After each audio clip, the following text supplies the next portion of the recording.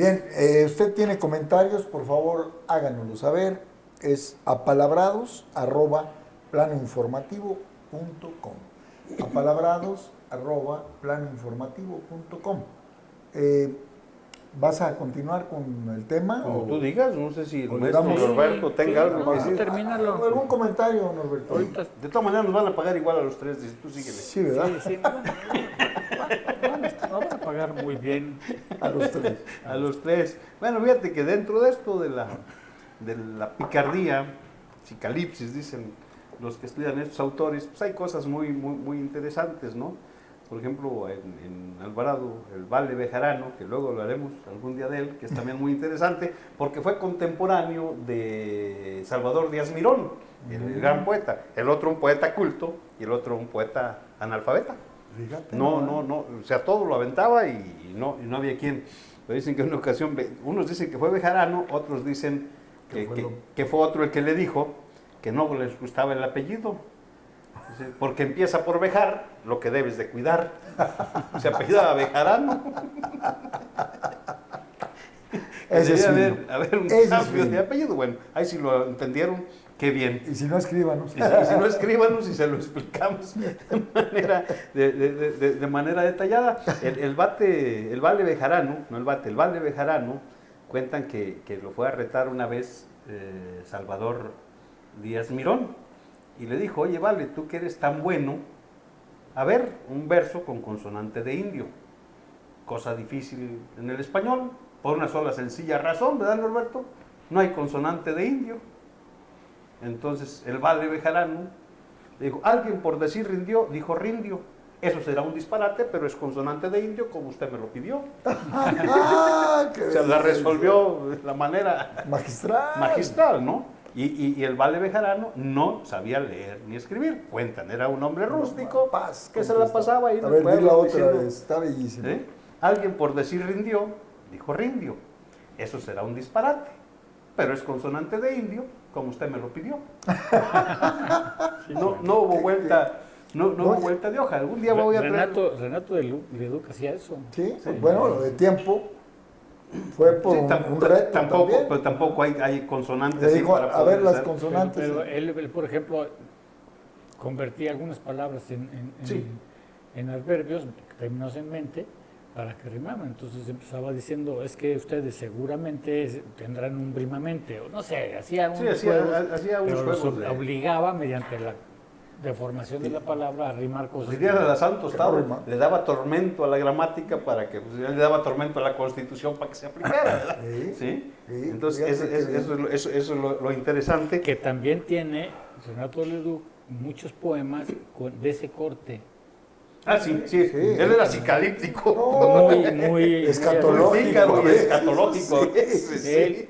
Él, pensando en poetas reconocidos, no en trovadores, que son también muy buenos, De pero respeto. yo estoy pensando en poetas, digamos, académicos o reconocidos por la academia. Hay dos fundamentalmente que me acuerdo ahorita, uno es Leduc y el otro es Gerardo Denis. ¿De dónde es? Él es mexicano, bueno, él nació en España, pero se lo trajeron a los 12 años y aquí ha vivido toda su vida. Y no ha vuelto a ir a ningún lado, es decir, dice que no ha salido de la colonia Roma, que es donde vive, o de la colonia Esa, no me acuerdo, y lo más lejos que ha ido es a Xochimilco. Dice. Como Jacobo Saludós, que le hicieron una entrevista, era con sus 87 años, y me encantó que dijo, yo soy de la Ciudad de México, soy chilango, como nos dicen, pero soy de Cuatro Manzanas. Y entonces recorre con un periodista que trabaja en Canal 11, las cuatro manzanas donde él creció, ahí está la primaria, ahí estaba San Ildefonso, pues es el centro histórico. Estaban los cafés y una cantina, y estaba el café por donde él estaba sentado y pasó su esposa. Y ahí la abordó, dice. Pero él dice, yo soy chilango del Distrito Federal de Cuatro Manzanas, como este cuate que es de la colonia Roma, ¿no? Siendo español, este era judío, nacido en el Distrito Federal. De hecho, Gerardo Denis es un seudónimo, en realidad se llama Juan Almela. Mira. Juan Almela. Ha de haber sido catalán, por origen. Sí, por ahí.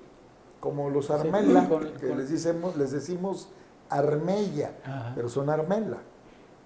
Él lo trajeron, se fue de España con la guerra, supongo, cosas así, a Francia cuando tenía 3 años. Él salió de España a los 3 años de edad, los 2 años, y se fue primero a Francia, donde estuvieron 5 o 6 años, y luego se vinieron a México.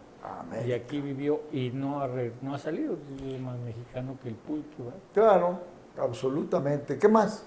Bueno, hablamos la vez pasada de algunos recuerdos de lo que fue, de lo que ya habíamos comentado en programas de otras latitudes, sobre José Rubén Romero, el autor del famoso Pito Pérez. La vida inútil de Pito Pérez. La vida inútil de Pito Pérez, que no es tan inútil la vida de Pito Pérez en el contexto en que la plantea José Rubén Romero y en las enseñanzas que en su momento genera.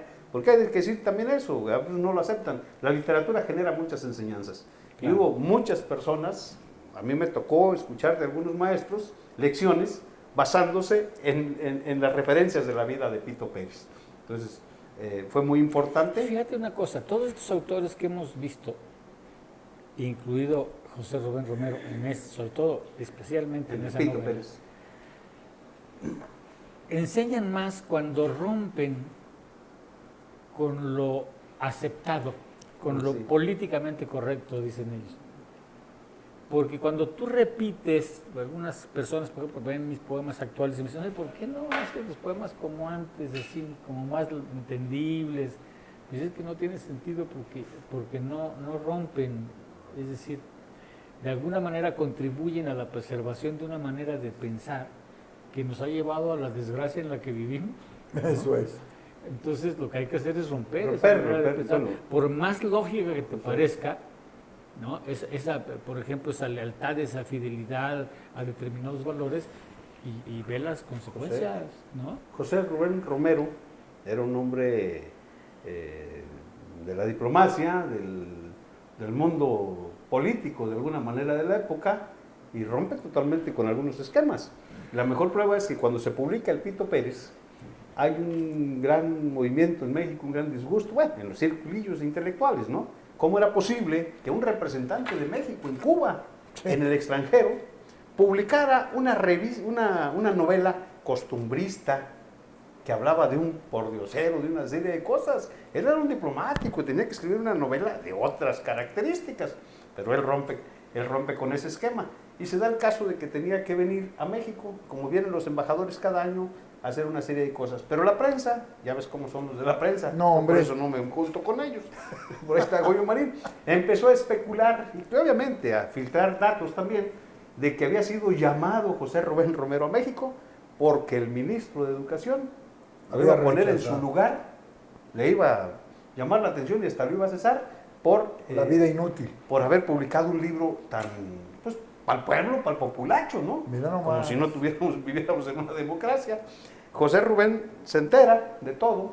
Al llegar al aeropuerto, cuentan los que supieron de esto, yo no andaba por ahí. No andaba, a lo mejor pero Marín andaba reporteando. Cuentan los que supieron de esto, Norberto, que al llegar al aeropuerto, pues ya unos dicen que fue los propios jefes que mandaron allá a ver qué iba a decir, y le dicen, oiga, que está muy molesto el señor secretario, el señor canciller, el señor secretario de Relaciones Exteriores, y lo mandó llamar para llamarle la atención por haber publicado su libro.